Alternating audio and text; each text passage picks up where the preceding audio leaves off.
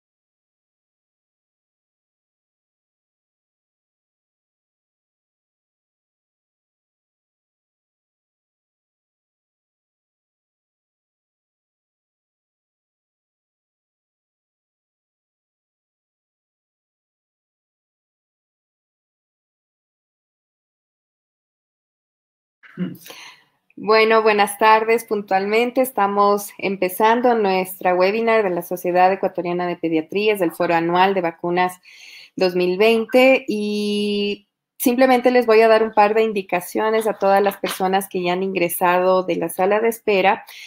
Hacia su derecha, si se conectaron por una computadora, va a aparecer el chat, donde veo que muchas personas ya están saludando. Por este chat también pueden comunicarse y hacer las preguntas a los ponentes, las cuales van a ser respondidas al final de la charla. Les recomendamos siempre que se conecten a una red Wi-Fi para que ustedes puedan tener una conexión óptima con la webinar. Sin embargo, si ustedes ven que a lo mejor necesitan mejorar la calidad de la transmisión, pueden colocar reconectar acá arriba en la pantalla este botón rojo y ahí vuelven ustedes a cargar la sala. Con esto Les doy la bienvenida a todos ustedes y le voy a dar paso a la doctora Joana Acebo, quien es vicepresidenta de la Sociedad Ecuatoriana de Pediatría, quien les va a dar la bienvenida, va a presentar a nuestros speakers. Y doctora Joana, bienvenida a las salas de ustedes. Muchas gracias. Qué gusto que estén asistiendo a este webinar que la Sociedad Ecuatoriana de Pediatría ha preparado con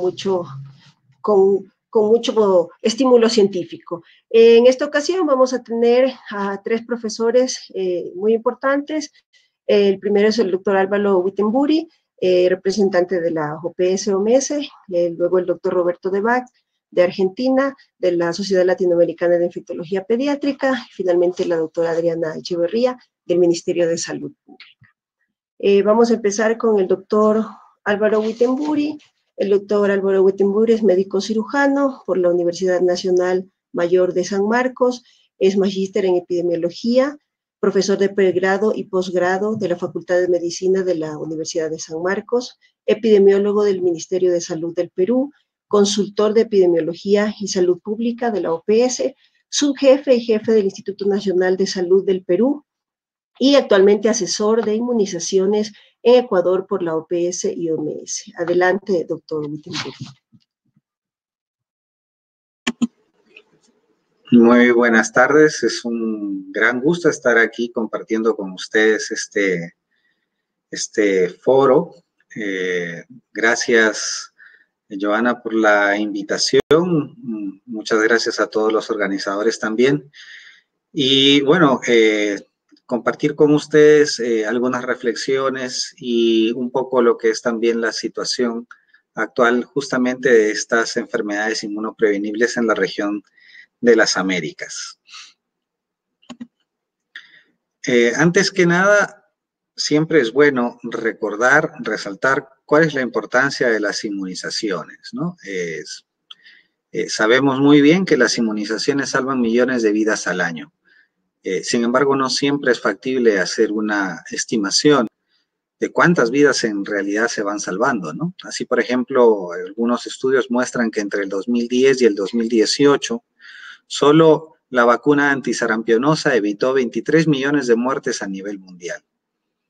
Asimismo, la inmunización contra el sarampión en 94 países de ingresos bajos y medianos arrojó también un rédito de 76, casi $77 por cada dólar invertido en vacunación. Es decir, por cada dólar puesto en inmunizaciones, nos evitaba costos de hasta $77 que podrían haber estado relacionados a algún gasto en salud que se podría haber producido por la presentación de la enfermedad, ¿no? Entre 2010 y 2017, la tasa de mortalidad en menores de 5 años disminuyó un 24% y estimamos que ha sido en gran parte también gracias a las inmunizaciones. En los países que han introducido la VPH, la prevalencia justamente de este virus del papiloma humano causantes de cáncer, se ha visto que ha disminuido un 83% entre las niñas de 13 a 19 años y que la prevalencia de lesiones precancerosas descendió un 51% entre las niñas de 15 a 19 años de edad. Y se estima que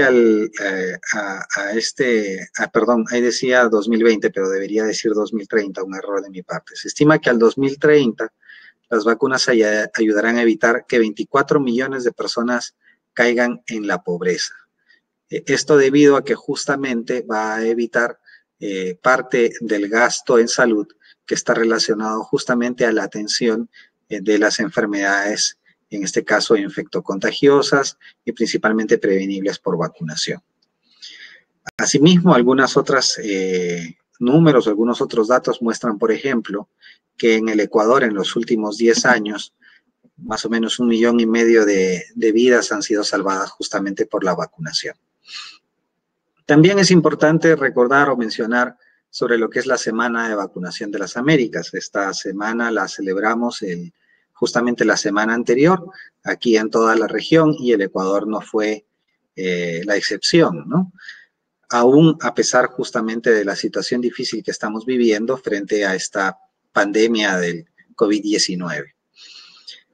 Recordar un poco que esta Semana de Vacunación de las Américas comenzó a celebrarse en el año 2003 como parte de una respuesta coordinada de los países andinos frente a un brote de sarampión. Entonces fue una propuesta conjunta de los países andinos y se instituyó formalmente en nuestra región. Tanto así y tal fue el éxito de esta semana de vacunación que las diferentes regiones del mundo poco a poco la fueron incorporando también, hasta que en el año 2012 justamente se creó ya la Semana Mundial de la Vacunación, aprobada en la 65 Asamblea Mundial de la Salud a través de la resolución 65.18. Los objetivos principales de la SBA son, primero, fomentar la equidad y el acceso a la vacunación de personas de todas las edades, independientemente de dónde vivan, no dejando a nadie atrás. Estamos seguros, estamos convencidos que las vacunas, la vacunación, las inmunizaciones son una de las principales herramientas de salud pública que además de brindar salud, también brindan equidad, porque podemos aplicarla a una gran cantidad de la población.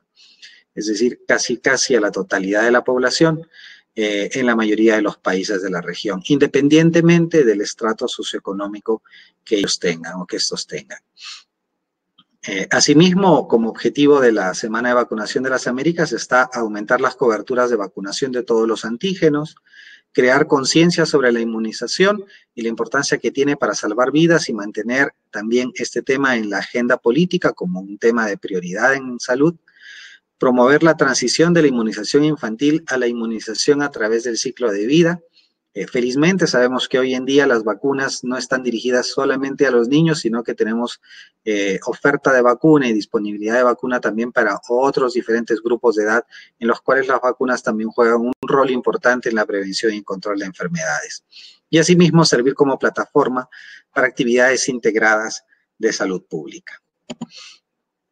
Esta es la imagen regional para esta semana de vacunación que justo acaba de terminar y el lema es ama, confía y protege. El hashtag vacúnate lo pueden encontrar a la mano derecha de la imagen y la página web donde pueden encontrar el material relacionado justamente a la semana de vacunación de las Américas. De manera coordinada con el Ministerio de Salud se trabajó algunos materiales para presentarlos principalmente a través de redes sociales. Aquí podemos ver un ejemplo de lo que el ministerio ha desarrollado, ¿no? Con apoyo de OPS. De manera muy rápida, ver aquí un listado que no es exhaustivo de las enfermedades prevenibles por vacunación, un poco cuál es la situación actual y también cuál es el riesgo que tenemos frente a cada una de ellas, ¿no? Sabemos que la viruela está ya erradicada, un riesgo posible o probable sería pues que aquellas potencias que todavía mantienen estas existencias de virus de la viruela en algún momento los puedan usar para bioterrorismo, entonces se ha hecho mucho énfasis en la necesidad de que este tipo de microorganismos estén muy bien custodiados y estén en facilidades o instituciones que tengan las capacidades de contención que se requiere para un virus tan peligroso como este, ¿no? Tenemos otras enfermedades como el sarampión, la polio, la rubiola, el síndrome de rubiola congénita, la difteria, que son enfermedades, por ejemplo, que en el Ecuador ya han sido eliminadas. No hablamos de erradicación porque todavía existen en otras partes del mundo. Sin embargo, siempre está presente el riesgo de reintroducción, dado que el hecho de que estas enfermedades circulen en otras poblaciones, en cualquier momento pueden ser reintroducidas, importadas al país, sobre todo si es que las coberturas de vacunación no son las ideales, ¿no? Y tenemos otras enfermedades que están en situación de control, como las que ustedes pueden ver ahí. Nuevamente, no es un listado exhaustivo, no es la totalidad de las enfermedades, pero sí algunas de las más importantes. Y bueno, ¿qué es lo que está pasando con el sarampión? Que es probablemente una de las enfermedades en las que hay que poner más énfasis actualmente y también es una de las enfermedades que tiene mayor potencial para desnudar también las debilidades que pueda tener un sistema de vacunación en cuanto al tema de coberturas o inmunidad en la población, ¿no? Dada la gran capacidad que tiene este virus de infectar a las personas que son susceptibles. Vemos pues que en la gran mayoría de países en los últimos 12 meses ha habido circulación, ha habido la presencia de casos confirmados, no solamente en América, sino también en Europa, en el África, en el Asia. Hasta hace un par de años nosotros éramos la única región del mundo, el único continente que tenía eliminada ya la enfermedad. Lamentablemente, por los brotes presentados en Venezuela y en Brasil, que duraron más de un año, finalmente la región como tal perdió la certificación de la eliminación. Sin embargo, los países aún la mantienen de manera individual, pero eso obviamente representa pues la necesidad de volver a pasar por un proceso de recertificación de la eliminación una vez que estos brotes hayan sido completamente controlados. Actualmente el país que viene presentando mayor número de casos en la región justamente es Brasil, ¿no? Sin embargo, no es el único. Esto para mostrarles que aparte importante de la vigilancia, está basada justamente en las capacidades de laboratorio, tanto para la confirmación de los casos como para el aislamiento y la determinación, la detección de cuál es el genotipo circulante.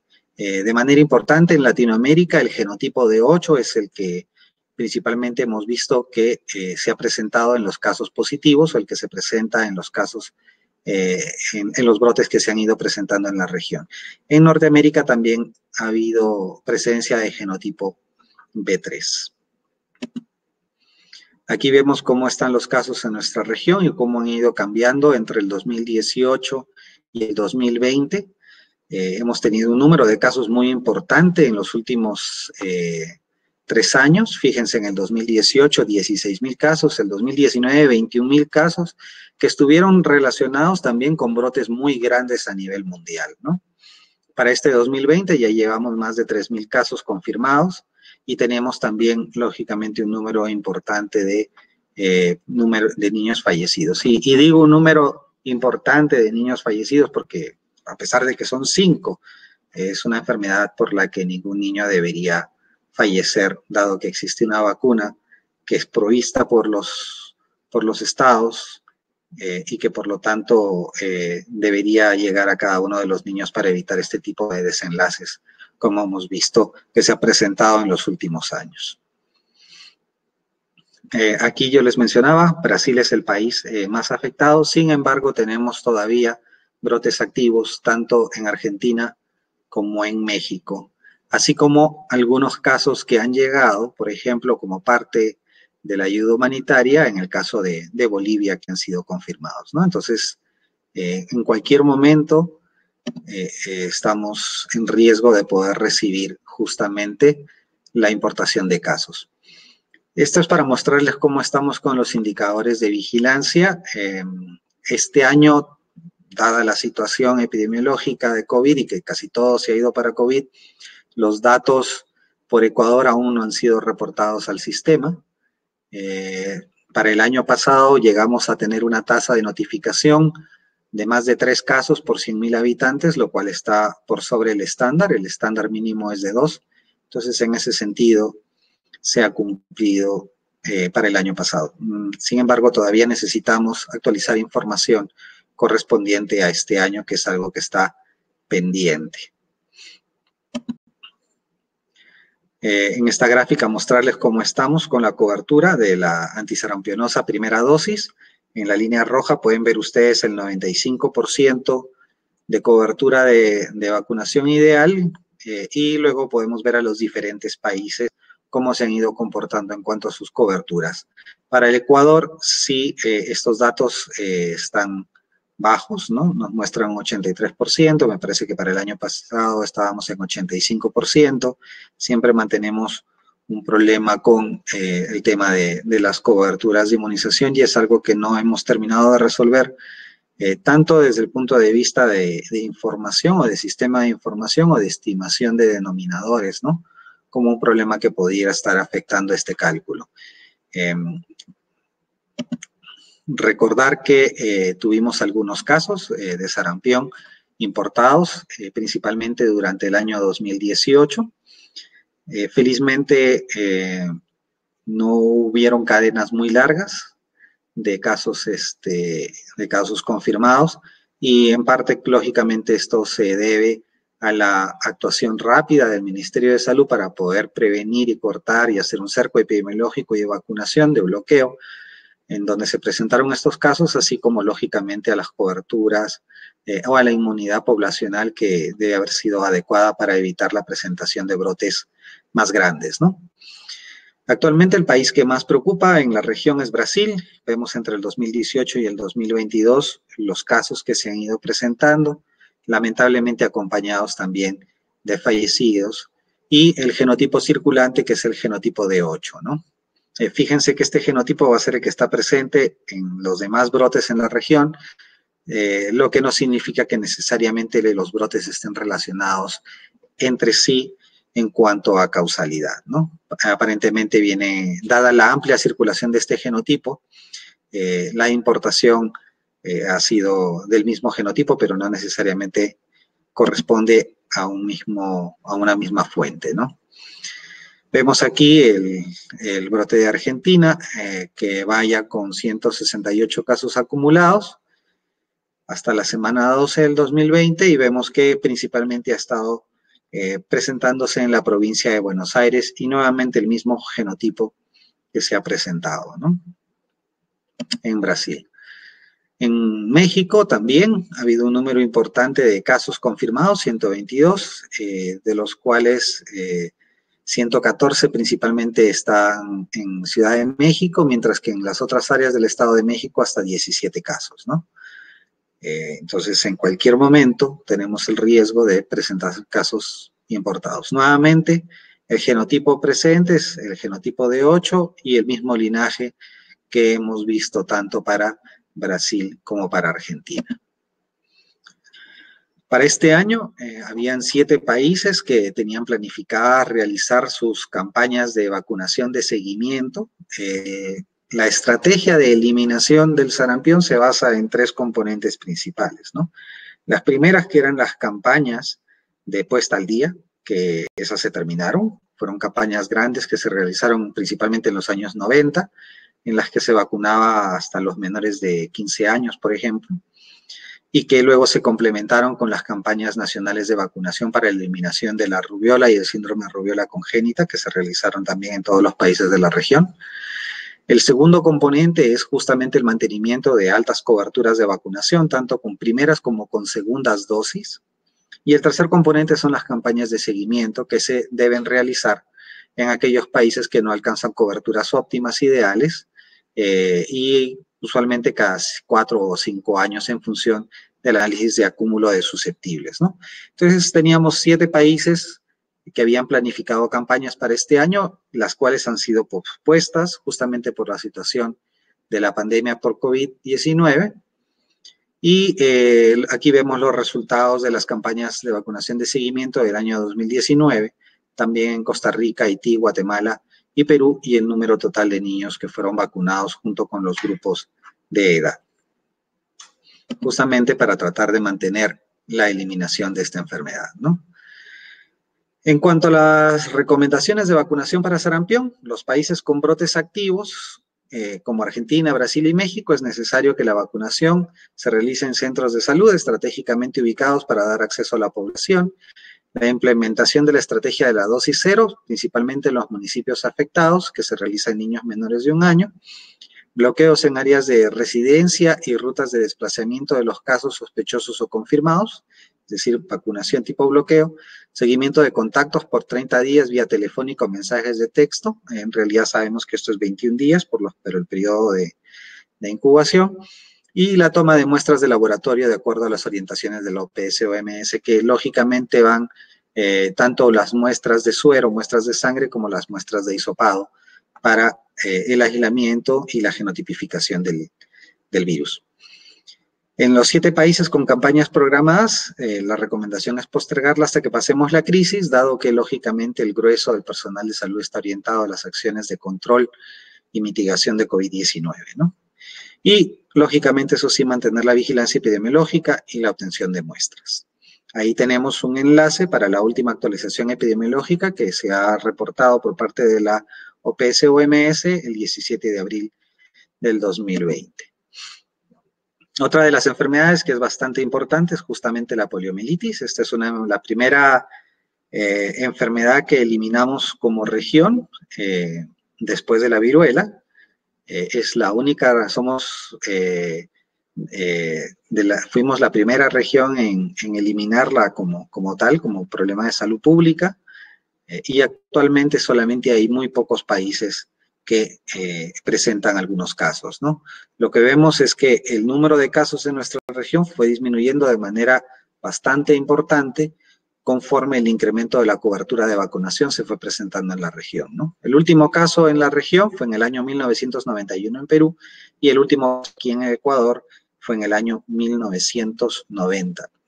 Entonces, este año tenemos un motivo especial para celebrar justamente los 30 años de la eliminación de la poliomielitis en el Ecuador.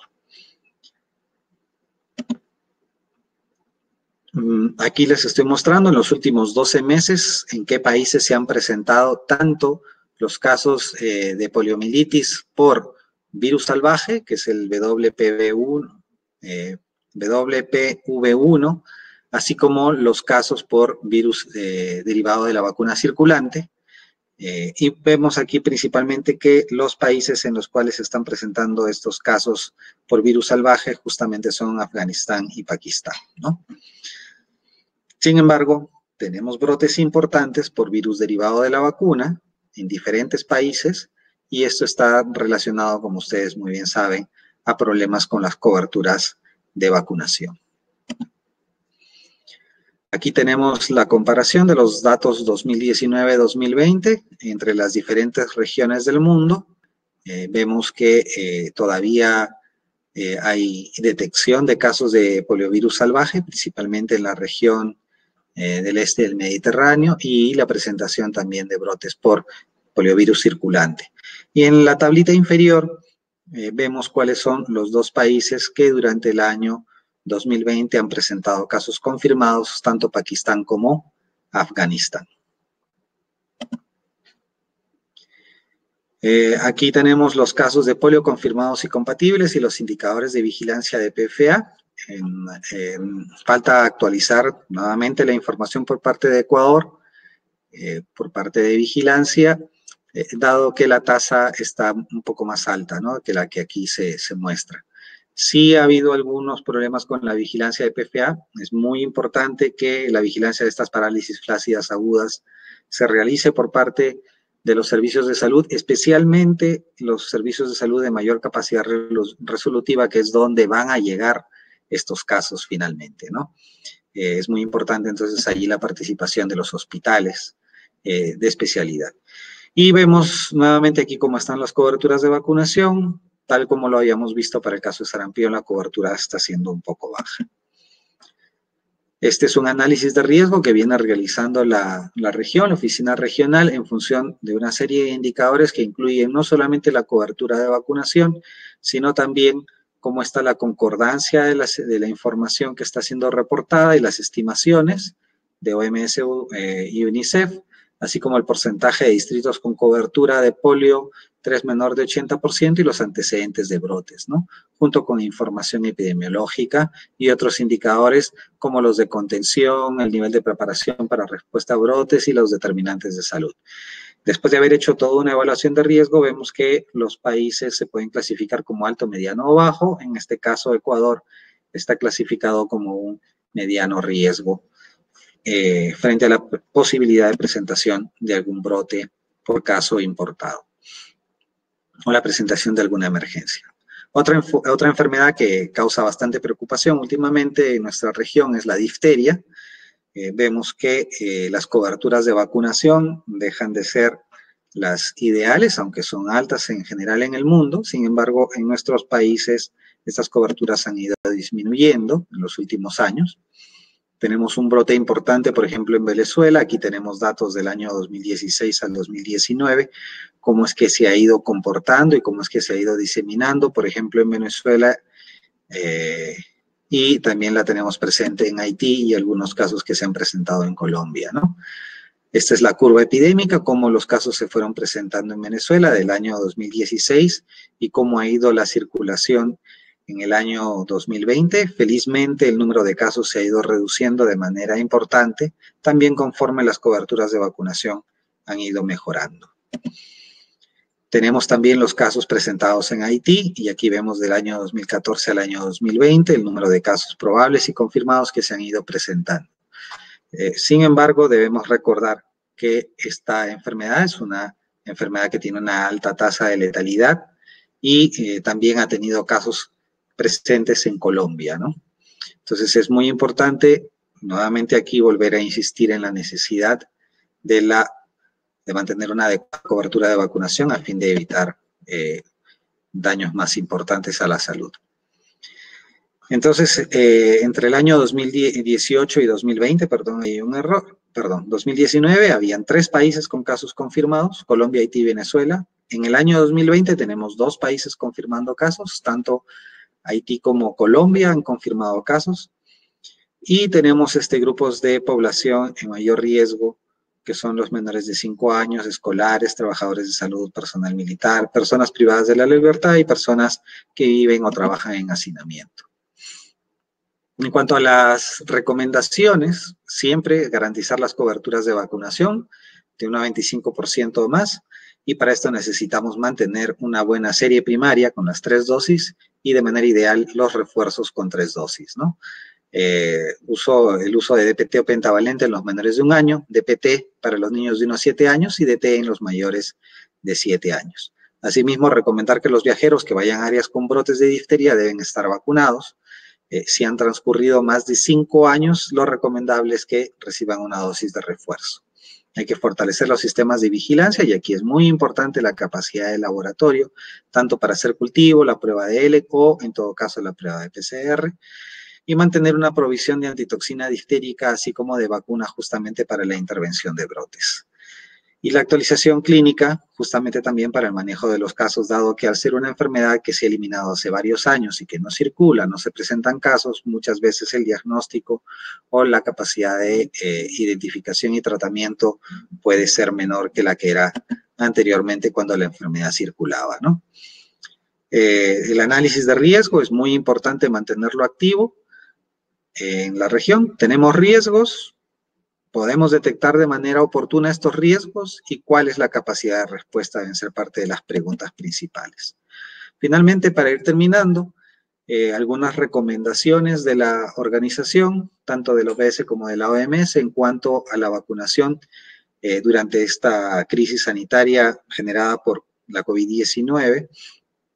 En relación a la vacunación de rutina, es importante involucrar a los comités de inmunizaciones nacionales en la toma de decisiones, mantener los servicios de vacunación también en función de las medidas de distanciamiento social, de la situación del sistema de salud, de la carga de enfermedades prevenibles por vacunación, la disponibilidad de vacunas, insumos y los datos demográficos, ¿no?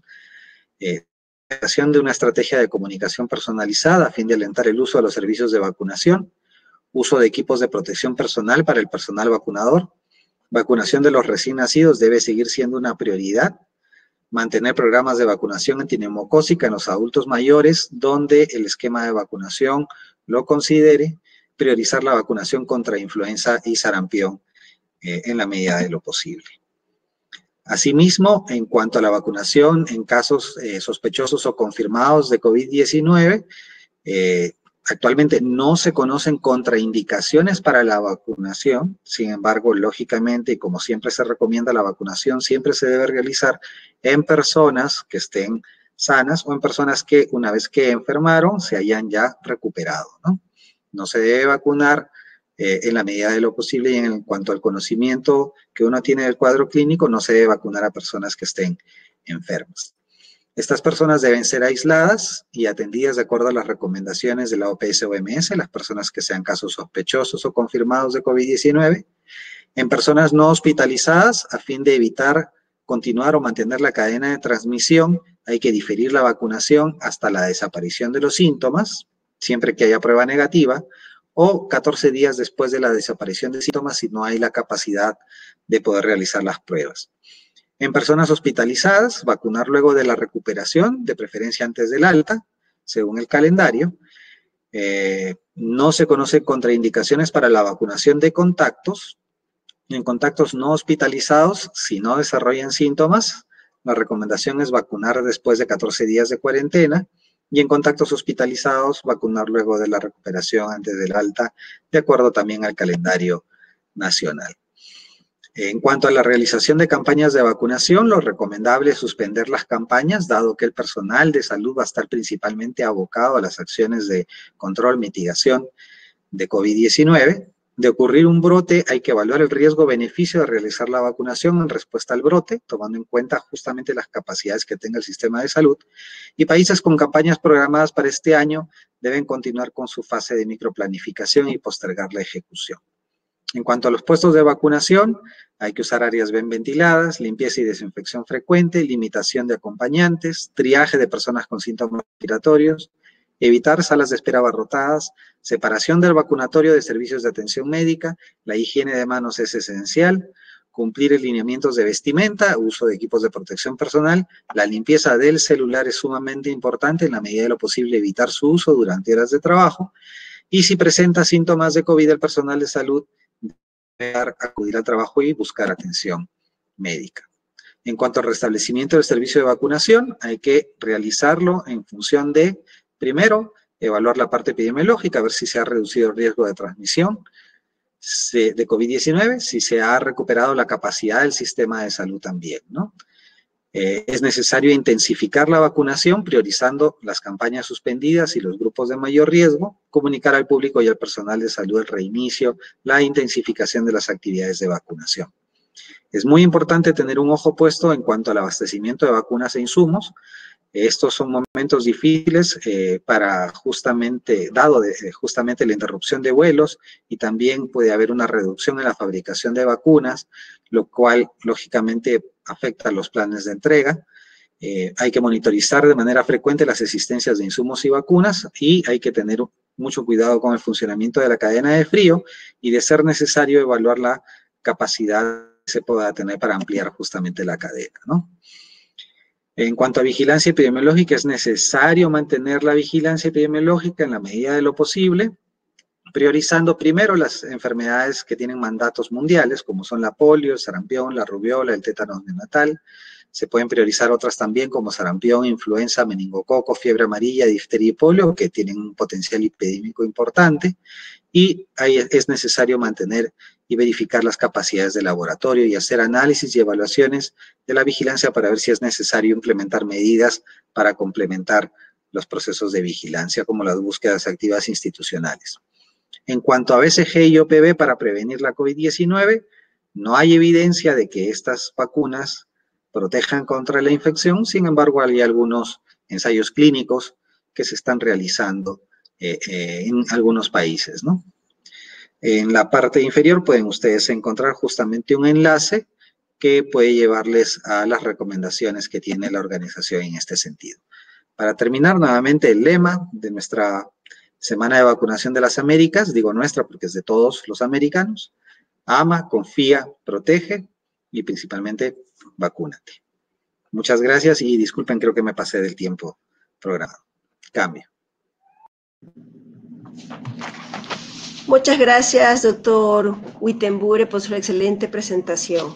Vamos a continuar con el siguiente tema, dictado por el doctor Roberto Debac, es influenza, prevención de la enfermedad en tiempos de la pandemia de COVID-19. El doctor Debac es miembro de la Sociedad Mundial de Infectología Pediátrica, director del Programa Nacional de Telemedicina Pediátrica del Hospital Nacional de Pediatría Garrahan, coordinador institucional del Hospital de Pediatría Profesor J.P. Garrahan, ex vicepresidente de la Sociedad Argentina de Infectología Pediátrica, miembro del Comité Científico de la Sociedad Latinoamericana de Infectología Pediátrica, vicepresidente de la Sociedad Latinoamericana de Infectología Pediátrica. Muchas gracias, doctor.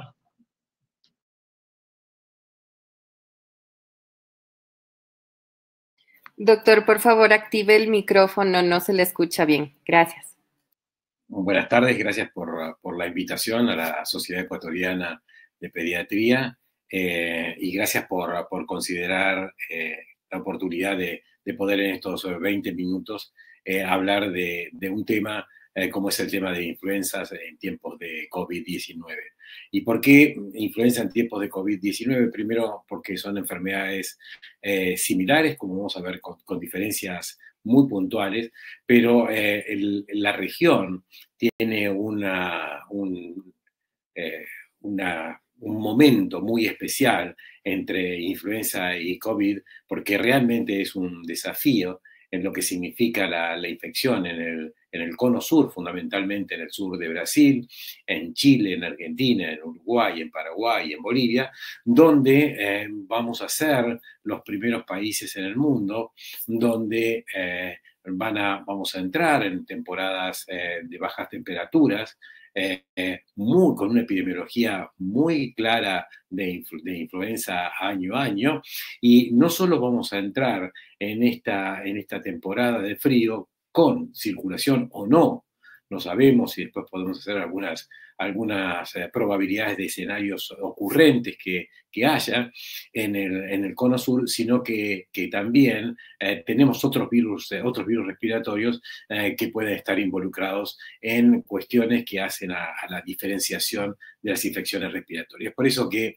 me pareció que podría ser adecuado a tocar el tema basándonos fundamentalmente en lo que significan las diferencias entre influenza COVID, focalizando, por supuesto, en influenza, pero en relación con la transmisibilidad, en relación con la infectividad de estos dos virus, también la epidemiología regional de estos dos virus, la transmisión comunitaria, la clínica, las formas raras de presentación y la prevención específicamente de influenza.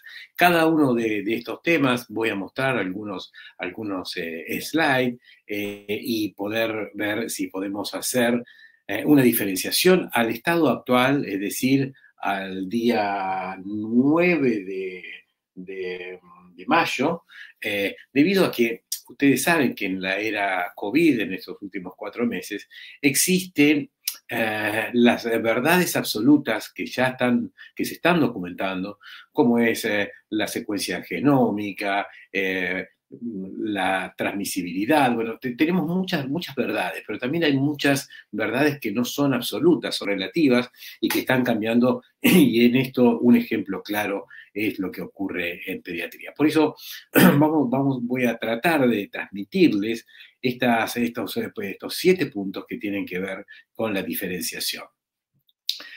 Sin ninguna duda, todos conocemos lo que es el RO, el índice cero, el ratio cero de transmisión, donde Zika y sarampión, por ejemplo, tienen un altísimo índice de transmisibilidad. Este índice, este RO, está muy comentado, inclusive en la comunidad no médica, basándose en que si hay un RO bajo tenemos baja transmisibilidad, se puede aplanar curvas o no curvas, pero en influenza nosotros sabemos que el RO es de 1.3, mientras que COVID, por documentaciones en los países asiáticos del hemisferio norte, dependiendo de muchas variables, pero en general es un índice del 2 a 2,5. ¿Por qué digo que es variable? Tanto el de influenza como el de COVID, porque dependiendo de las medidas de aislamiento, cuarentenas sanitarias, distanciamiento social, uso de barbijos o de tapabocas, como decimos en alguna parte de la región, estos índices se van modificando y esto estaría en el índice sin estas medidas sanitarias que se implementan. Es así que groseramente podemos decir que un paciente con gripe estacional a las 10 semanas va a haber infectado a 56 personas. Pero con el COVID, una persona en 10 semanas va a haber infectada a 2.047 personas. Esto muestra una gran diferenciación en estos dos virus, inclusive en este índice de transmisibilidad entre inclusive los coronavirus. Se sabe que el SARS tenía un 100% de probabilidad de encontrarlo en esputo y un 20% de probabilidad de encontrarlo en ensopado nasofaringeo. Mientras que en COVID tenemos 100% en esputo y casi 100% en hisopado nasal. A diferencia del virus de influenza, que también lo tenemos en esputo y en hisopado nasofaringio, pero nada más que lo tenemos menos tiempo. Esto es otra de las características a las cuales nos enfrentamos. Yo quiero comparar, no quiero dar una charla que pareciera de COVID, pero tengo que hablar de influenza. Pero esto, van a ver que en los próximos slides, lo que se enfrenta el Cono Sur y muchos otros países de la región, donde va a circular o no el virus de influenza, es necesario poder hacer las similitudes y a qué nos vamos a enfrentar. Bueno, flu, tenemos pocos días de transmisión. Si bien sabemos que la carga viral de flu y que los pacientes previamente, un día previo, van a infectar, luego esta carga viral va disminuyendo y que en los 3 días, un día previo y 3 días posteriores, es la mayor probabilidad que tienen los pacientes con influenza de infectar. Con COVID es absolutamente diferente. Los datos que se conocen hasta este momento, como muchos de ustedes conocen, 3 días previos, entre 48 y 72 horas previas, los pacientes están asintomáticos hasta que hacen el quebrantamiento, o que tienen síntomas moderados, o que tienen algunos síntomas iniciales, que luego a lo mejor siguen estando sin fiebre, pero esto, desde el momento que desarrollan la infección, están con probabilidad de contagio, es decir, 3 días previos, y hasta el 80% de los pacientes tienen hisopados positivos hasta el 7º día, luego al 10º día es el 90%, y luego, a no ser que tengan complicaciones o tengan algunas alteraciones o edades o variables de coexistencia de enfermedades, pueden prolongarse en el tiempo. Entonces, hay dos variables. Y la variable también está en qué encontramos en la epidemiología de lo que ya conocíamos de influenza y de lo del COVID. Lo del COVID, lo que sí sabemos es que muchas publicaciones, y cada vez van apareciendo más publicaciones, habitualmente los pacientes tienen esta enfermedad moderada, son niños un poco mayores en edad que la influenza, en la gravedad. No, pero sí en el momento de la transmisibilidad. Ustedes saben que los pacientes, los niños escolares, son los grandes diseminadores del virus de influenza. Si bien estos datos son puntuales de 2.000 pacientes y que la edad media es de los pacientes 7 años, que el 90% tiene enfermedad leve, moderada o son asintomáticos, a diferencia del virus de influenza, del virus de la gripe, donde los grandes diseminadores son los pacientes pediátricos, con el COVID se está discutiendo. Si hace 3 semanas, si hoy no fuera 9 de mayo y estaríamos en el 20 de abril, estaríamos diciendo que los pacientes pediátricos o los niños diseminarían la enfermedad en forma importante. Hoy se sabe que a través de un estudio de unos modelos epidemiológicos de terreno y de estudio en Holanda, se pudo documentar que la transmisión es inversa al de la influenza. Bueno, primero por condiciones sanitarias que van ocurriendo, pero es inversa, es decir, los niños no son los transmisores como influenza, sino que los adultos son transmisores del COVID a los niños. Esto está en revisión. También se discute las características que tienen los receptores AC2 en los niños, pero en influenza, los niños, ustedes saben cómo es. Primero la influenza afecta a los niños en las primeras 2 semanas, o en la 3ª semana empiezan los adultos jóvenes, disminuye ahí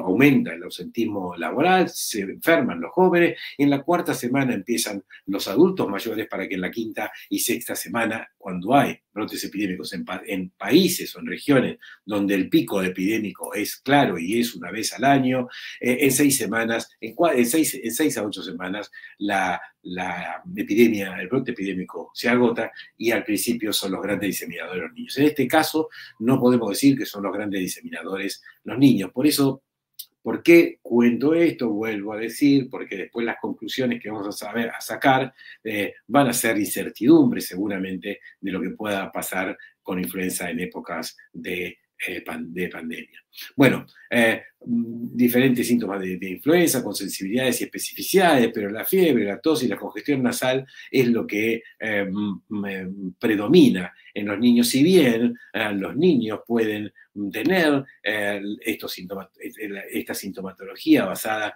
en los niños menores de 2 meses o los lactantes a 5 años, en el cual los niños muy pequeños, si tienen influenza, van a ser sepsis viral, mientras que los lactantes y los niños de 5 años o hacen infecciones respiratorias agudas, febriles, o hacen la otitis media aguda, menos probabilidad de neumonía, laringitis y traqueobronquitis, pero generalmente está relacionado con las infecciones respiratorias afebriles, subfebriles o febriles y las otitis media aguda. Los chicos mayores también esto es lo que ocurre, pero aquí ya empieza a tener más claridad el síndrome gripal, la otitis media aguda y extremadamente raro, pero se ve y muchas veces se relaciona con años epidémicos, las miositis o las miocarditis, con algo más de frecuencia, y como ustedes saben, esto ocurre diferente cada año a año. Por ejemplo, si estábamos hablando en noviembre, diciembre, qué ocurría en los Estados Unidos con influenza, veíamos que los niños tenían más tasas de complicaciones por influenza y más tasa de mortalidad comparado con los 2 años anteriores. O sea, esto va cambiando dependiendo de las cepas del virus de influenza. Complicaciones de influenza, muchas de las que conocen ustedes, las superinfecciones bacterianas, las descompensaciones de enfermedades crónicas. Muchos de los pacientes con influenza, si tienen enfermedades preexistentes, cardíacas, pulmonares, metabólicas en los niños diabéticos específicamente, estos tienen mayor tasa de complicaciones. Y raro es la miocarditis, que depende, volvemos a decir, de los años epidémicos y las cepas circulantes, o el síndrome de Guillain-Barré o pericarditis. Esto es lo que claramente tenemos en influenza. ¿Pero qué tenemos en COVID-19 con los pacientes pediátricos? Bueno, hay más de 45 estudios que han sido revisados, en el cual se encuentra que los niños son un pequeño porcentaje de la infección y que generalmente tienen una enfermedad leve o moderada. Las muertes son extremadamente raras, a no ser algunas circunstancias específicas en plenos brotes pandémicos. Los síntomas de los pacientes que tienen COVID son, podríamos decir, que iguales en forma de presentación a la influenza. La fiebre, la tos, la dificultad para respirar o el aumento en la frecuencia respiratoria o fiebre o tos por separado. Si ustedes quieren compararlo entre los pacientes pediátricos adultos, puede haber alguna diferencia, pero lo que marca a los pacientes pediátricos en relación a lo que vemos en los pacientes adultos con COVID es que son más oligosintomáticos que los pacientes adultos. Por supuesto, acá hay un síntoma en los adultos que en los niños es difícil de documentar, que es la pérdida olfatoria. Los adultos, la historia va a decir qué porcentaje de los pacientes adultos con COVID tienen pérdida del olfato y del gusto. Van a ver que posiblemente sea más del 50% y que un porcentaje pequeño de los pacientes tengan solamente pérdida del olfato y no tengan fiebre, son diseminadores sin ninguna duda, pero esto la historia, la evolución de la enfermedad y los estudios epidemiológicos lo van a poder decir. ¿Por qué lo cuento esto en pediatría? Porque los niños es muy difícil al menor de 6 años, estoy analizando esto con un especialista muy importante en Latinoamérica sobre el olfato y el gusto en los niños, y solo ellos podrían ser detectados si tienen más de 6 años, si están escolarizados, si identifican, por ejemplo, olores de golosinas. Entonces, esa es una manera que uno podría poder saber cuál es. Estamos a través del IPE, estamos realizando y empezamos ya en estos días, vamos a comenzar el registro latinoamericano de pacientes con COVID, y ahí vamos a poder documentar si estos síntomas coinciden con el resto de las regiones, y creemos que esto va a ser así. Pero es importante poder monitorizarlo. En las últimas semanas, si alguien decía hace 3 o 4 semanas que los niños podían tener enfermedades graves, multisistémicas, inflamatorias, uno decía que no. Pero hay alertas europeas y alertas de los Estados Unidos que hay más de 200 pacientes pediátricos que tienen una enfermedad que es un síndrome inflamatorio multisistémico, muy parecido al síndrome de Kawasaki o un Kawasaki incompleto, un síndrome like Kawasaki, o algunos se presentan como síndrome de shock tóxico. Algunos de ellos no se documenta en el momento que tienen el diagnóstico, no se documentan que tengan COVID por aislamiento viral, luego sí se documenta a través de las pruebas serológicas. Pero esto que fue documentado en Inglaterra también está documentado en diferentes relatos de los Estados Unidos y sobre todo en los estudios que están realizando algunos hospitales pediátricos de Estados Unidos. Todos los pacientes tienen esto, tienen la odinofagia, tienen RAS, tienen conjuntivitis y tienen el compromiso cardíaco igual que se tiene con Kawasaki. Por eso lo importante de esto es poder diferenciar el influenza, es decir, estos pacientes que tienen fiebre, que tienen dificultad o que tienen dolor, en las áreas donde va a empezar a circular influenza o donde circula influenza, es absolutamente necesario poder tener estos dos panoramas. Bueno, se sugiere que pueda estar relacionado el síndrome multisistémico a esto. Ahora, ¿qué pasa en la región con el virus y con la circulación? Porque si nos enfrentamos a cuadros clínicos muy parecidos, y sabemos que, bueno, que frente al cuadro parecido, el approach, el acercamiento va a ser estudiar influenza, pero estudiar COVID, pero también podemos poder tener datos epidemiológicos para saber si nos estamos enfrentando a influenza, si nos estamos enfrentando solo a COVID, y no hay circulación de influenza, o cuando empiece la circulación de influenza, cómo esto se combina. Y esto es en la parte del hemisferio norte, en las Américas. Fíjense que año a año está el brote epidémico, están muy diferenciadas las estaciones, razón por la cual al estar diferenciadas las estaciones tenemos estos picos anuales, lo mismo que ocurre en el Cono Sur, con picos anuales en los meses de mayo y junio, para que en julio haya ya debilitamiento de la circulación. En otros países como el Caribe, que tenemos circulación en forma continua, o los países, inclusive países andinos, que pueden tener uno o dos picos anuales, uno de mayor o de menor, pero esto hace que tenga una gran diferenciación.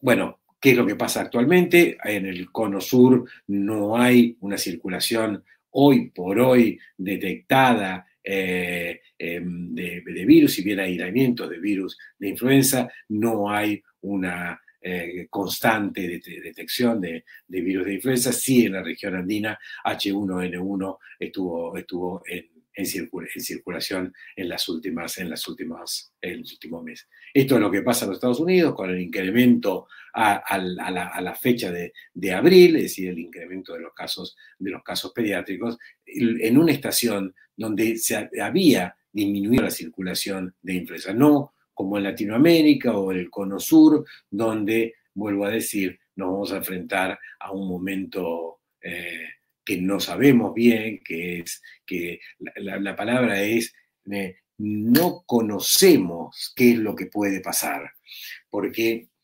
podrían pasar dos cuestiones desde el punto de vista epidemiológico.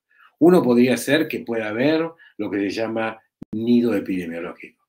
Si hay alta circulación de un virus respiratorio, como es el COVID, otros virus respiratorios no entran a circular y no compiten. ¿Por qué lo decimos? Porque cuando tuvimos H1N1 en el 2020, nos encontramos que ese año hubo H1N1, pero hubo poca virus de circulación sincicial respiratorio. Y el otro escenario es que cocirculen los dos, y al cocircular los dos esté la complicación de una mayor tasa de complicaciones. Solo para pasar rápidamente que cómo es en Latinoamérica, los focos que hay, esto es en la acumulación de casos, sin ninguna duda, Ecuador, Perú, Brasil, Chile y Argentina son los que más están relatando casos.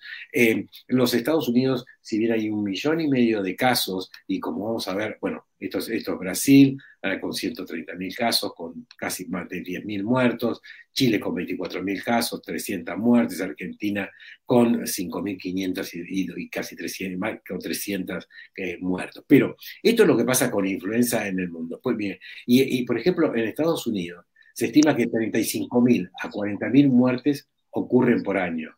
Y ya en los Estados Unidos, este año, han fallecido 70.000 personas por el virus COVID. O sea que ha superado ya el doble de la probabilidad de muertes por influenza. Ustedes conocen y han escuchado que tienen que hoy la mortalidad por influenza es de 1 en 1.000, mientras que el COVID está entre 1 y 5% y depende de la probabilidad de los sistemas sanitarios. De acuerdo al CDC, en influenza los niños habitualmente fallecen, no están vacunados, y la mitad de los niños tienen complicaciones, enfermedades preexistentes. También conocen ustedes que en influenza, al igual que COVID, los niños, que es la barra verde, los niños con asma, los niños con enfermedades pulmonares o los niños que tienen desórdenes neurológicos, la mitad de ellos tienen alguna enfermedad preexistente. Si algún relato en relación con COVID, hay esto, por supuesto, depende de los estudios que se van publicando y posiblemente otros estudios modifiquen esto, pero hoy los pacientes con asma en enfermedad por COVID tienen el mismo riesgo de complicaciones que los pacientes sin asma. El embarazo, ambiente pediátrico, sin ninguna duda, no podemos dejar de decir todo lo que produce, que está aquí, que ustedes leen en relación con el embarazo. El embarazo en influenza tiene una mayor probabilidad de tener complicaciones. En COVID esto no está hoy por hoy bien documentado, si las mujeres jóvenes embarazadas tienen la misma tasa de complicación con influenza, y realmente es una complicación. Por supuesto, está justificada la vacunación en embarazo por seguridad y por eficacia. Se ha documentado que la transmisión de anticuerpos de la madre al niño protege durante los primeros meses, y además lo que hace es que la madre no tenga probabilidad de tener infección, y entonces sea parte de la estrategia capullo de protección del recién nacido, estando la madre vacunada. Diabetes, hay varias veces más probabilidad de complicación y de muertes en pacientes diabéticos, pediátricos y adultos con influenza. Por eso es la necesidad de protección de estos pacientes.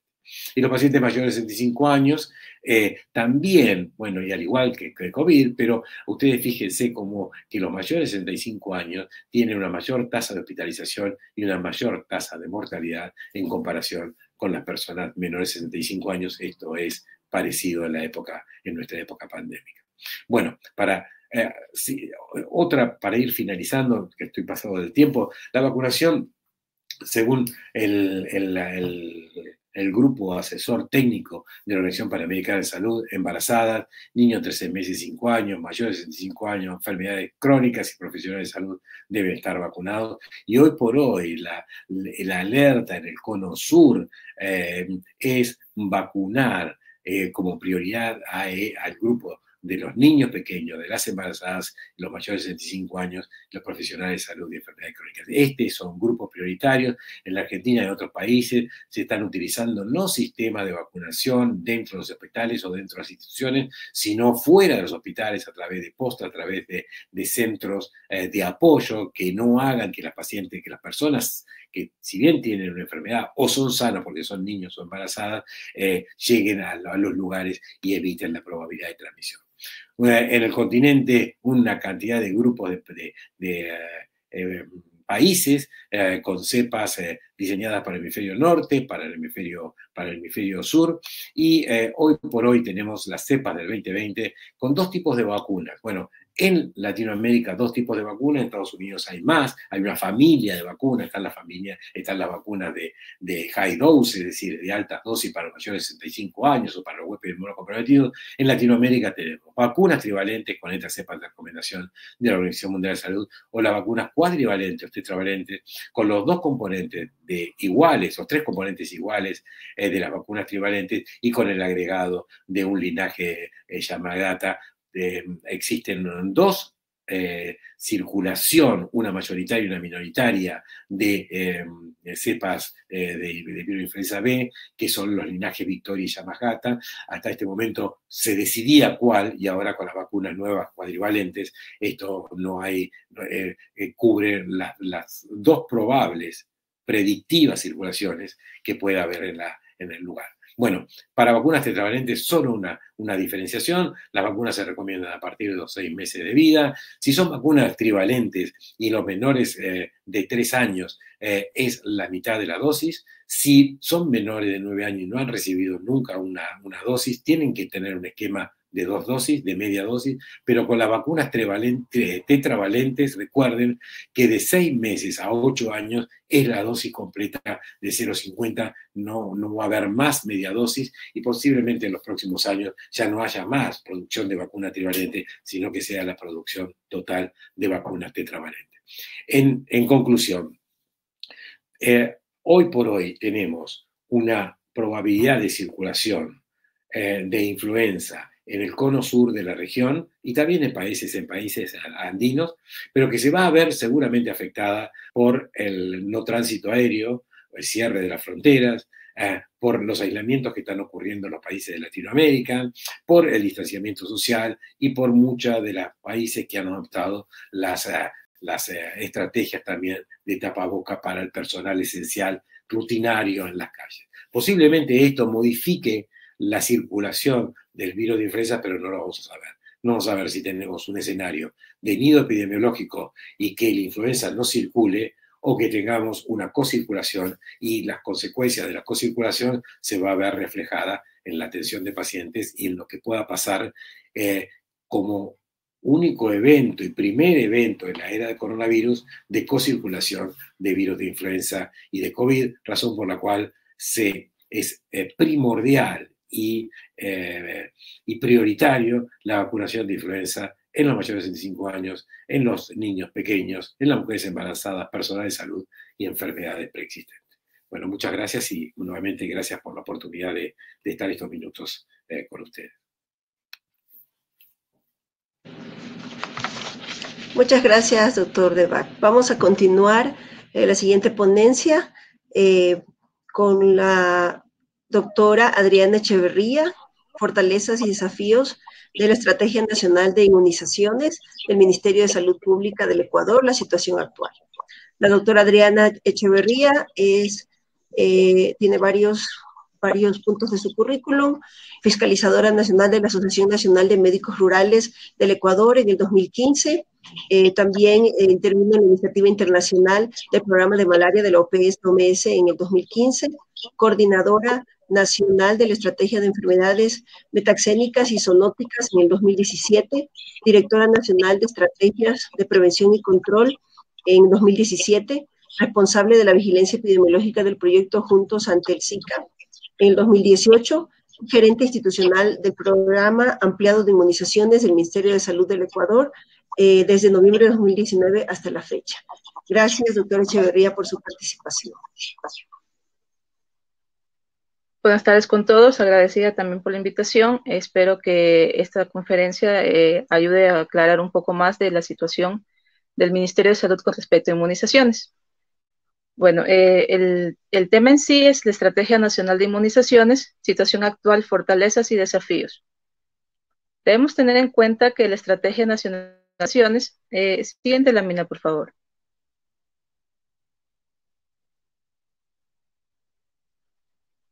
El siguiente. Gracias.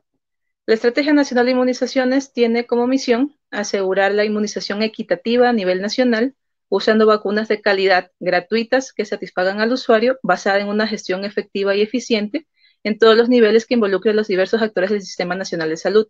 Es decir, no solamente el Ministerio de Salud como tal, sino a la red pública y complementaria de salud, que incluye el Seguro Social, ISFA, ISPOL y las clínicas privadas, con el objetivo de contribuir a reducir la morbilidad y mortalidad infantil de las enfermedades prevenibles por vacunación. Siguiente lámina, por favor. La siguiente. Listo. Para tener un poco más claro cuál es la situación actual de la Estrategia Nacional de Inmunizaciones, debemos tener en cuenta que el Programa Ampliado de Inmunizaciones fue creado en 1976 como programa ampliado, que significa que su estructura era vertical. Hacia el año 2014-2015, los programas fueron absorbidos por la nueva estructura orgánica del Ministerio de Salud y dejaron de ser programas, ya no son verticales, sino empezaron a ser horizontales. Inmunizaciones pasó a ser una estrategia nacional que fue absorbida por la Dirección de Estrategias de Prevención y Control. Siguiente, por favor. Bueno, dentro de la nueva estructura orgánica que se implementó en el 2014, inicios 2015, el Ministerio de Salud se dividió en 2 viceministerios. La Estrategia Nacional de Inmunizaciones está dentro del Ministerio de Gobernanza y Vigilancia de la Salud, en el área de la Subsecretaría de Vigilancia de Salud Pública.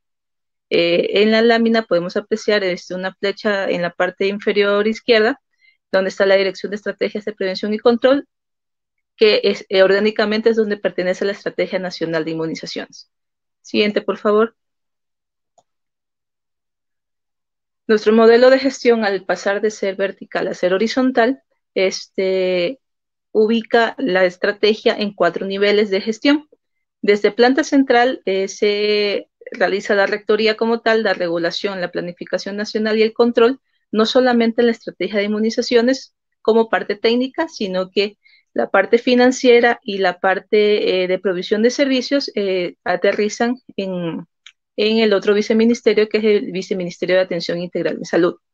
Desde la planta central se realiza la planificación, control y coordinación con las 9 coordinaciones zonales, que recordemos es como está ahorita administrativamente dividido el Ministerio de Salud en el territorio, y a su vez ellas realizan el control y coordinación con los 140 distritos que tenemos a nivel nacional. Estos 140 distritos tienen que planificar articuladamente con sus pares de provisión, primer nivel de atención, inmunizaciones, epidemiología y la parte administrativa, la prestación de servicios de salud en los hospitales que tenemos, tanto generales como de especialidad y especializados, y en las unidades de salud tipo ABC. Inmunizaciones es un programa... al ser un programa emblemático, está incorporado en todos los niveles de atención de salud. Tenemos vacunatorios desde el tipo A hasta vacunatorios en los hospitales donde nacen los niños. Y a su vez, para retroalimentarse, desde los hospitales se pasa información a los distritos y a la vez a las zonales, y estas a su vez a planta central para la información y retroalimentación de las acciones realizadas en territorio, donde se podrían tomar las decisiones adecuadas de acuerdo al contexto propio de cada comunidad. Siguiente, por favor. La Estrategia Nacional de Inmunizaciones conserva los principios del programa emblemático, el programa ampliado de inmunizaciones, como lo son el acceso universal y diversidad cultural a las vacunas, con el objetivo de garantizar el acceso a toda la población al esquema completo de vacunación con una inclusión efectiva y total de las diversas etnias y culturas de nuestro país. El principio de gratuidad, que es transversal a todo el Ministerio de Salud, que es ofrecer las vacunas en todas las unidades operativas de salud pública y de la red complementaria que hacen parte del sistema de vacunación nacional. Una vacunación de calidad, garantizando procedimientos de vacunación segura a través de la adquisición de vacunas efectivas, seguras y de calidad, con su adecuado almacenamiento y transporte, una capacitación permanente del talento humano y la aplicación de medidas de vigilancia y control que permiten detectar riesgos para la salud individual y medir el impacto de las intervenciones que hacemos en la colectividad. El principio de oportunidad y sustentabilidad es otorgar los beneficios de la vacunación a la población a través de la oferta de un esquema lo más completo posible y oportuno de acuerdo a la edad. La equidad social es otorgar el sistema, los diferentes esquemas de vacunación a la población más vulnerable de acuerdo a sus criterios de riesgo definidos. Por eso también hacemos diversas campañas como la campaña de influenza, que está enfocada a ciertos grupos de riesgo de acuerdo al análisis de impacto de la enfermedad. El principio de equidad social es muy importante, ya que es la participación activa de las personas, familias y comunidad, junto con el principio de participación social, para hacer énfasis en la corresponsabilidad del ejercicio del derecho a la vacunación y sus deberes con respecto a su salud individual y colectiva. La siguiente, por favor. Bueno, dentro de inmunizaciones tenemos varios hitos de la vacunación en el Ecuador. Nuestro país tiene 30 años desde 1990 sin poliomielitis, no tenemos casos autóctonos desde este año. Tenemos 24 años sin sarampión autóctono, el último caso en 1996. Hemos tenido 16 años ya sin casos de rubiola congénita, el último caso fue en el 2004. 26 años sin casos de difteria autóctona, el último caso ha sido en 1994. Siguiente, por favor. La siguiente. Next. La Estrategia Nacional de Inmunizaciones, la ENI, tiene algunas fortalezas ancladas en el principio básico de que la vacunación es uno de los logros más importantes en la historia de la salud pública a nivel internacional. Recordemos que gracias a la vacunación se erradicó la viruela, estamos a punto de erradicar el sarampión, y eliminar el sarampión y erradicar la poliomielitis. También hemos disminuido los casos de neumonías en la población infantil por neumococo y por hemófilos influenza tipo B, y se ha disminuido de manera importante la incidencia de rotavirus en la población infantil. Nuestro esquema nacional de vacunación ha evolucionado de un esquema exclusivamente materno-infantil a ser un esquema de vacunación por ciclos de vida para la vacunación familiar. El esquema de Ecuador es uno de los esquemas más completos de la región, abarcando 17 vacunas y 2 inmunoglobulinas. La siguiente, por favor. Listo. Para el 2019 se realizó la actualización de la presentación del arte para difusión en los centros de salud. Entonces, gráficamente, así es como se ve el esquema nacional de vacunación vigente. La siguiente, por favor. Donde se están visualizando por grupo etario las vacunas disponibles para cada edad. Los menores de un año tenemos la BCG, la hepatitis pediátrica 0, rotavirus, la vacuna inactivada de polio en su versión fraccionada, la OPV, que es una vacuna bivalente para poliomielitis, la vacuna pentavalente que cubre, que otorga cobertura para difteria, tétanos, tosferina, hemófilos influenza tipo B y hepatitis B. La neumococo conjugada, que es una vacuna 10 valente, y la influenza pediátrica, que se aplica a partir del año de edad. Siguiente, por favor. Listo. Para la población de 12 a 23 meses ofertamos la vacuna de PT, la BOPV, la triple viral, sarampión, rubiola, paperas, fiebre amarilla, varicela y también la influenza pediátrica, que a pesar de que está como campaña, es parte del esquema nacional de vacunación para los niños menores de 5 años. Al grupo de 24 a 59 meses, igualmente se le oferta la influenza pediátrica. Siguiente, por favor. Al grupo de 5 a 15 años ofertamos la vacuna de PT, los refuerzos de la BOPV, y a las niñas de 9 años oferta la vacuna contra el virus del papiloma humano con 2 dosis. En este momento tenemos este esquema a nivel nacional y a lo largo de este año y el próximo año se realizará un switch para cambiar el tipo de vacuna, donde ampliamos la cobertura en cuestión de las cepas. Y a los adolescentes de 15 años de edad se le oferta la vacuna DT. Siguiente, por favor. Es la misma vacuna que se le aplica a la población de 16 a 49 años con toxoide tectánico y difterico adulto. Y bueno, tenemos los grupos de riesgo como la influenza estacional, que abarcamos 8 grupos, que son las embarazadas, puérperas, personal de salud en atención directa a los pacientes, personal con discapacidad, personas privadas de la libertad, enfermos crónicos y adultos mayores de 65 años y más de edad. La vacuna antiamarídica de fiebre amarilla se otorga a los viajeros internacionales o nacionales que vayan a estar en un lugar endémico con transmisión, siempre y cuando no tengan un antecedente vacunal. Perdón. Y a personas que habitan en zonas de riesgo de transmisión de la fiebre amarilla, como por ejemplo nuestra región amazónica. La hepatitis B para adultos se otorga a personas privadas de la libertad, personal de salud igualmente, trabajadores sexuales y otros grupos de riesgo en tres dosis al contacto al primer mes y a los 6 meses. Siguiente, por favor.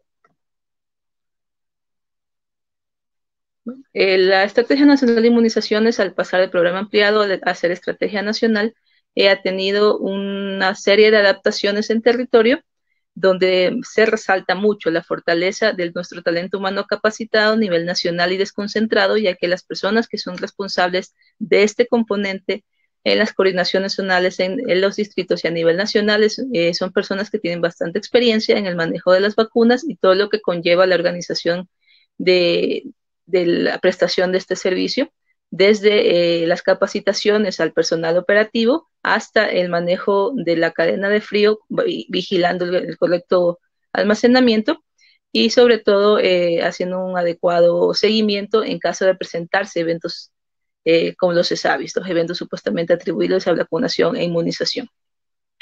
Adicionalmente, otra de nuestras fortalezas es la activación de los comités de expertos en enfermedades inmunoprevenibles, donde se han reunido profesionales para tratar temas como sarampión, la eliminación de sarampión. Tenemos un comité de contención de polio, un comité que va a certificar que el país está erradicando la poliomielitis, y nuestro Comité Nacional de Inmunizaciones, que es quien trata los principales temas de inmunizaciones a nivel nacional, dando la asesoría a la Estrategia Nacional del Ministerio de Salud. Otra de nuestras fortalezas es la actualización de las normativas. El año pasado, a finales del 2019, se actualizó y se lanzó el Manual de Vacunas para Enfermedades Inmunoprevenibles, donde se presenta una serie de capítulos desde la historia de la vacunación en nuestro país hasta el manejo operativo vacuna por vacuna, para que la población, el personal de salud que está manejando esto, tenga una idea mucho más clara de cómo administrarla y qué esperar de cada vacuna. Adicionalmente, se realizó el acuerdo ministerial de la norma técnica de factor de pérdida para frascos multidosis, recordando que hay algunas vacunas que vienen en viales con presentaciones de multidosis, varias dosis en un solo vial. Y esta norma técnica ayuda a optimizar el recurso y a la vez a disminuir el desperdicio de cada vacuna. Y dentro del contexto de la prestación de servicios, de asegurar la prestación de servicios a nivel nacional, se ha realizado un mapeo geográfico de los vacunatorios activos, principalmente en el contexto ahorita de la pandemia por COVID, donde en un link en la página web del Ministerio de Salud se ha realizado la clasificación geográfica y un listado por zona de los centros de salud que están activos al momento para prestar el servicio de vacunación. Este mapeo se actualiza semana a semana para poder brindar una información lo más cercana a la realidad, recordando que la pandemia ocasiona que la situación epidemiológica local sea muy dinámica. La siguiente, por favor. Siguiente lámina, gracias. Otra de nuestras fortalezas es la provisión de servicios en diferentes niveles. Los escenarios de atención no es solamente el individuo, sino que nuestros grupos de salud en los establecimientos operativos se enfocan tanto en la familia como en la comunidad a través de acciones de promoción, prevención y de integración social. Las actividades se realizan en dos modalidades de atención: las intramurales, es decir, dentro del establecimiento de salud, y las extramurales, fuera del establecimiento de salud, en contacto directo con la comunidad. Las intramurales realizan prestaciones por ciclos de vida, donde está el programa, la Estrategia Nacional de Inmunizaciones, que cubre tanto a los niños como a los adolescentes, a las mujeres embarazadas y a los grupos de riesgo identificados para esta actividad. con tareas tanto operativas netamente de prestación del servicio como de formación y capacitación a la persona que va a recibir la atención en salud. Y las actividades extramurales se enfocan netamente en la organización con la comunidad para trabajar en problemas prioritarios de la población local. Se realiza atención casa a casa, se realiza el mapeo de enfermos que no pueden acceder al sistema de salud intramural y se identifica los riesgos e implementación de planes de atención de acuerdo al contexto de cada comunidad, lo cual nos permite que la brecha de acceso a la salud se disminuya considerablemente, ya que se acerca el servicio de salud a la casa del paciente que lo necesite. Siguiente lámina, por favor. Siguiente. Bueno, dentro de los desafíos de inmunizaciones, el principal desafío es mantener el control, la eliminación y la erradicación de las enfermedades inmunoprevenibles. Para realizar esto tenemos algunas cosas que subsanar, que resolver. En este momento lo más urgente es la pandemia por COVID.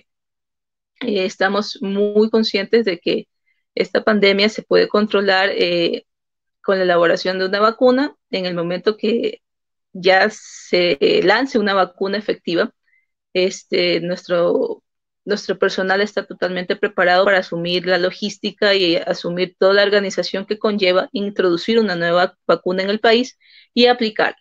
Entonces, aproximadamente lo estamos planificando para fin de año de acuerdo a la movilización y a las noticias internacionales donde todavía no hay una vacuna, pero se espera contar con una lo más pronto posible. Otra parte muy fuerte que golpea el programa en cuestiones de cobertura son los movimientos antivacunas, tanto de la población que no es parte del personal de salud como del personal de salud, que muchas veces existen aún profesionales que no confían en las vacunas. Entonces, fomentar la cultura de vacunación en la población es una parte muy importante para nosotros. Trabajamos de cerca con promoción de la salud para que se pueda llevar la correcta información a la población y con eso aumentar nuestras coberturas y el acceso a la vacunación, disminuyendo las oportunidades perdidas y disminuyendo el abandono o deserción para poder asegurar que el paciente que recibe la inmunización tenga su esquema completo de acuerdo a la edad según nuestra oferta de salud.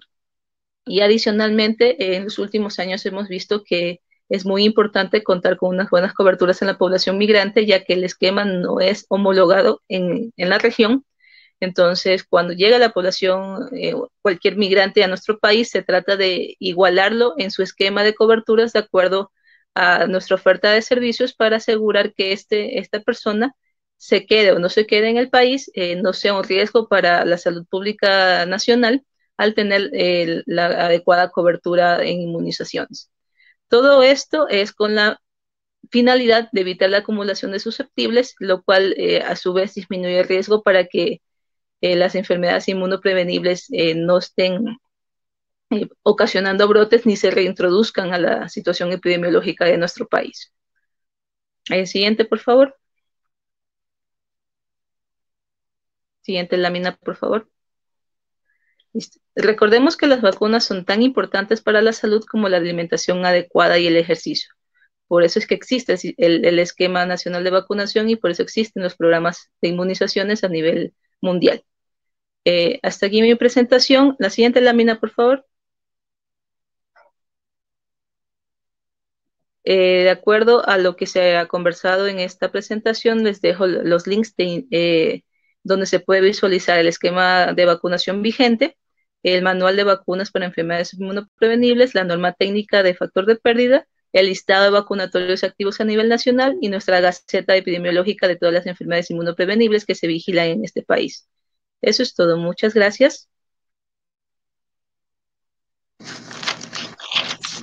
Muchas gracias, doctora Echeverría, por su excelente presentación. Vamos a pasar a las preguntas. Por motivo de tiempo, vamos a hacer las preguntas más destacadas y le solicitamos que vamos a tomar nosotros como referencia sus preguntas para luego responderlas y poderlas pasar en la página de la Sociedad Ecuatoriana de Pediatría y de esta forma pues que ustedes tengan una idea más amplia de este foro.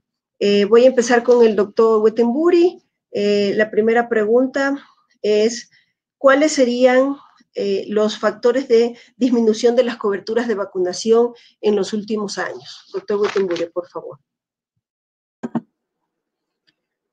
Bueno, este es un tema que se está presentando en general en todos los países de la región. Por un lado, puede estar el debilitamiento de los programas nacionales de inmunización, como bien estaba mencionando Adriana. Ha habido un cambio en la estrategia y organizacional que han tenido los ministerios de salud, y este cambio organizacional ha conllevado a la debilitación de los programas o en general de los programas verticales, ¿no? Dentro de ellos el programa de inmunizaciones. Entonces puede pasar por ese lado.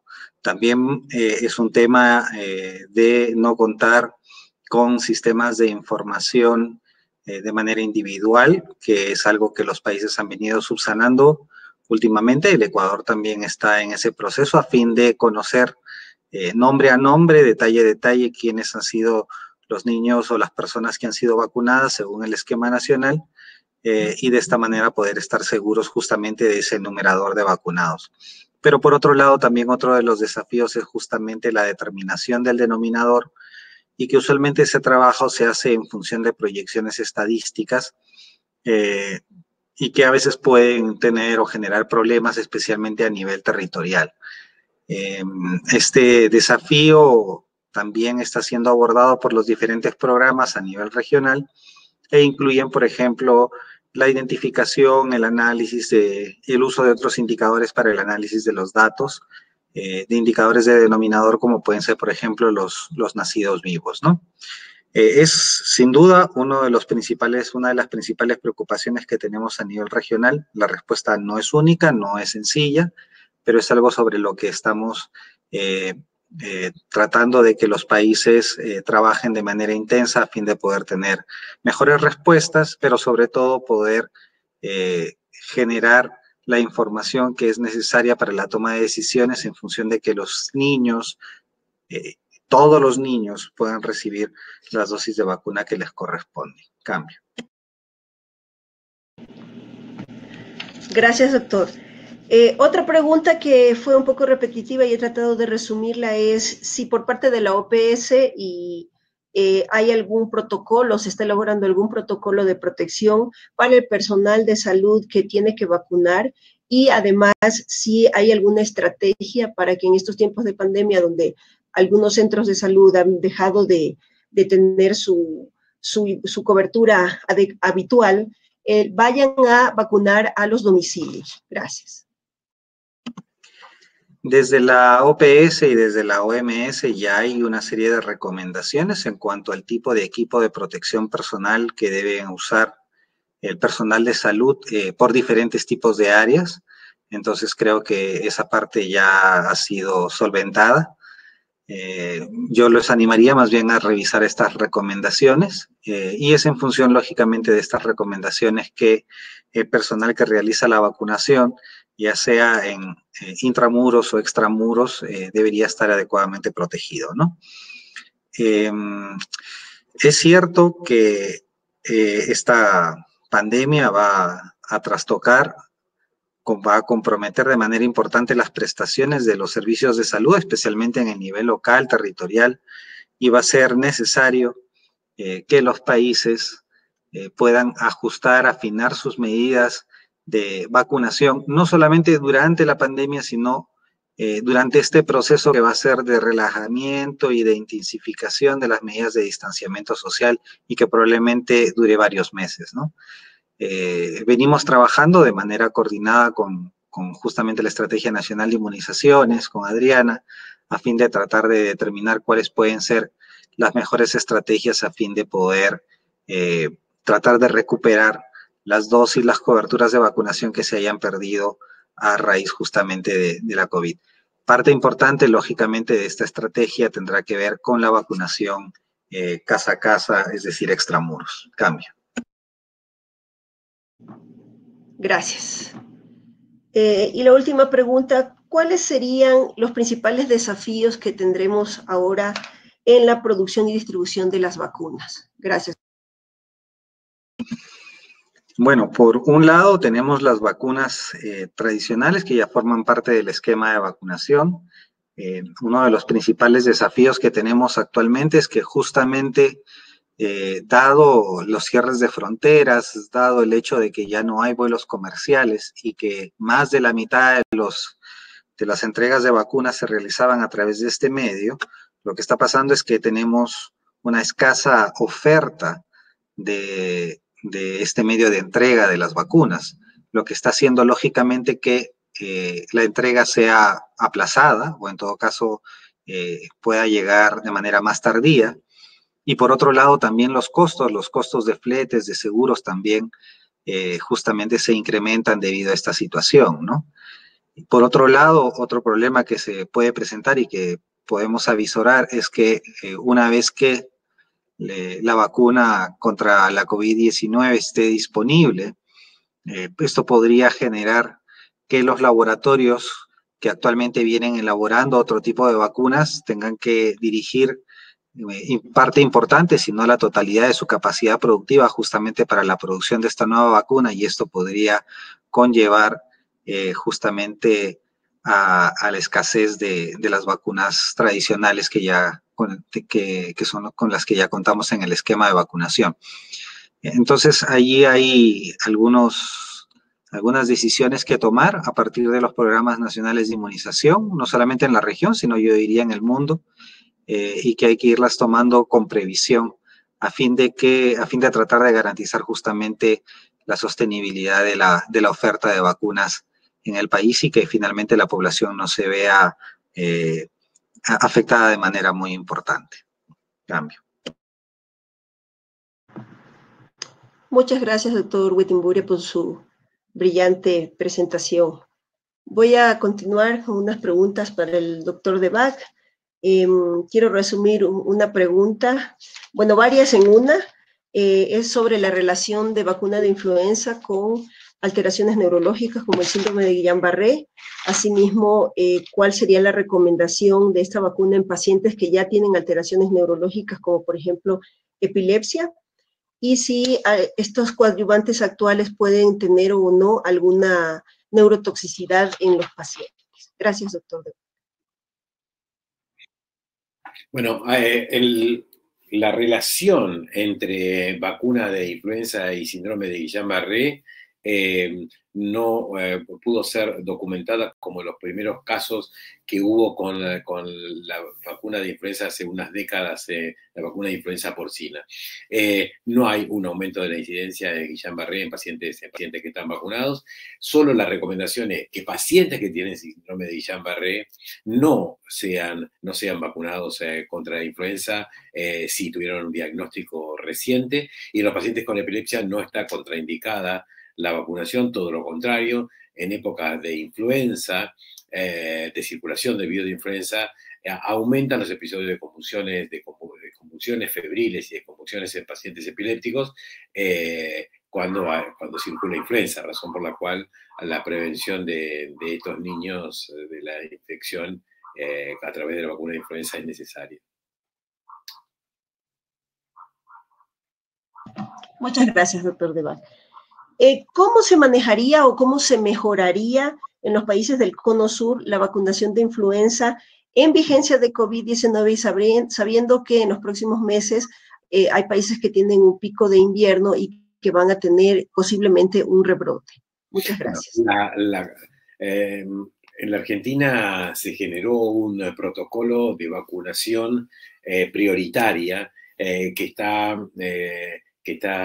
publicado por el Ministerio de Salud y que realmente está muy bien protocolizado, que se priorizó inicialmente la vacunación en los mayores de 65, en los niños pequeños, las enfermedades preexistentes y mujeres embarazadas, en centros de vacuna y puestos de vacuna fuera de los hospitales, en centros deportivos, polideportivos y en lugares no habituales de vacunación, cosa que las personas pudieran acceder a la vacunación en forma rápida, bajo protocolo. Los protocolos es no tener un triage si el paciente tiene una enfermedad respiratoria. Para los pacientes que no tienen enfermedad respiratoria no tienen triage, no utilización de guantes, sí utilización de barbijo quirúrgico e ingreso al lugar con alcohol gel o alcohol en las personas que van a ingresar, la no utilización de dispositivos electrónicos como celulares y la limpieza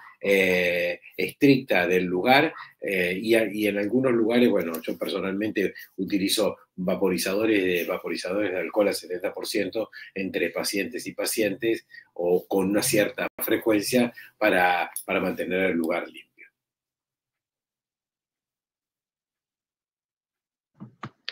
Muchas gracias, doctor Debac, por su brillante intervención. Las siguientes preguntas serán para la doctora Echeverría.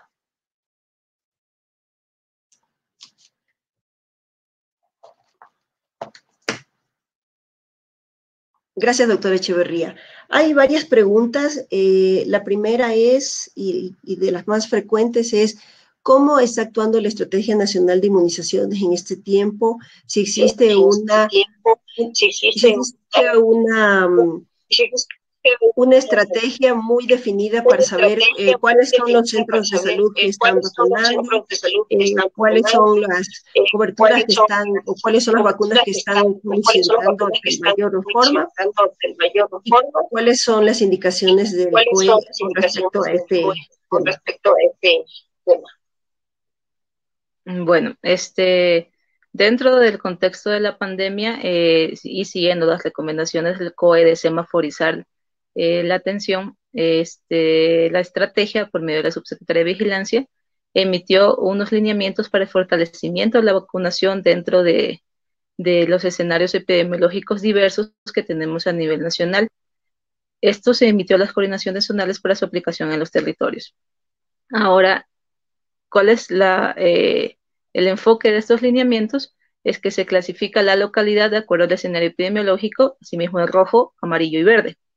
En rojo hay la facultad, de acuerdo a cada localidad, de cerrar el servicio en el establecimiento de salud si el riesgo de contagio de COVID-19 es alto. Es por ello que, por ejemplo, en Guayaquil, que es una zona roja para la pandemia, hay ciertos centros de salud que no están vacunando porque esa área específica tiene alto riesgo de contagio tanto para el personal de salud como para la comunidad. Por lo que se están habilitando semana a semana establecimientos de salud de acuerdo a la respuesta de cada comunidad. En Guayaquil hay un mapeo bastante intenso donde no hay establecimientos de salud, por decir, si una comunidad, un barrio tenía 2 establecimientos de salud a los cuales podía acudir, uno de ellos está cerrado justamente para evitar el contagio comunitario del COVID. Los vacunatorios que están activos se encuentran disponibles en la página web del Ministerio de Salud. Dentro del chat ya les voy a colocar el link. Estos vacunatorios, como ya se dijo en la presentación, se actualizan semana a semana. ¿Cuál es la facilidad de la gente, de la población para acudir a estos centros de salud? Que la vacunación se está realizando a libre demanda, es decir, donde es posible realizarlo a libre demanda, el paciente va, se lo vacuna y con eso se evita el contagio, ya que se evitan aglomeraciones. Al evitarse aglomeraciones estamos obedeciendo a uno de los principios del COE, que es el distanciamiento social. Con respecto a los centros de salud donde no es posible vacunar a libre demanda, por el contexto epidemiológico, lo que se está haciendo es agendar por bloques a la población. Los operativos tienen un listado de acuerdo al tarjetero de vacunación de los niños a los que ya les toca la vacuna. Entonces, la mayoría está llamando a los padres de familia, a los representantes legales de estos niños para decirles que vayan tal día al centro de salud donde se les aplica la dosis de vacuna que les corresponde de acuerdo a la edad, y donde no es posible realizar este agendamiento, se mantiene igual vacunación de demanda. Esto en atención intramural. En atención extramural, asimismo, de acuerdo a la semaforización de cada localidad, hay zonas que sí están haciendo la vacunación casa a casa, tomando todas las medidas de prevención y de protección personal, pero se está realizando la vacunación casa a casa donde es posible. Esto también nos ayuda, sobre todo en las comunidades rurales y de difícil acceso, a mantener las coberturas adecuadas para la población. La segunda pregunta no la entendí muy bien, ¿me la puede repetir? La primera era de los vacunatorios, la tercera era del COE, la segunda no la entendí. No, era parte del mismo de esa pregunta. No, era parte del mismo de esa pregunta. Lo que tengo aquí es una petición de, por favor, que el Ministerio de Salud y la parte de la estrategia haga una comunicación un poco más amplia sobre estas condiciones.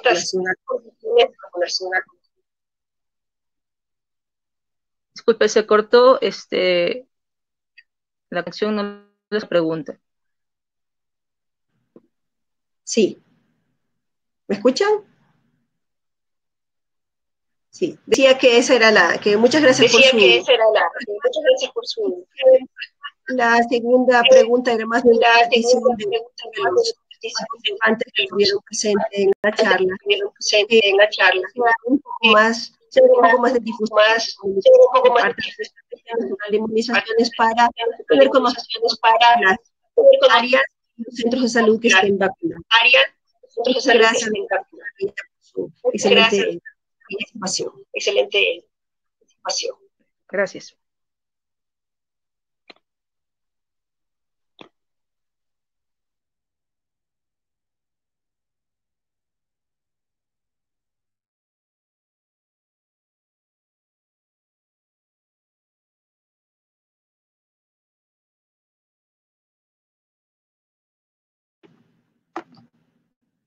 Bueno, creo que hemos concluido. Muchísimas gracias a todos por participar en este webinar que la Sociedad Ecuatoriana de Pediatría ha organizado.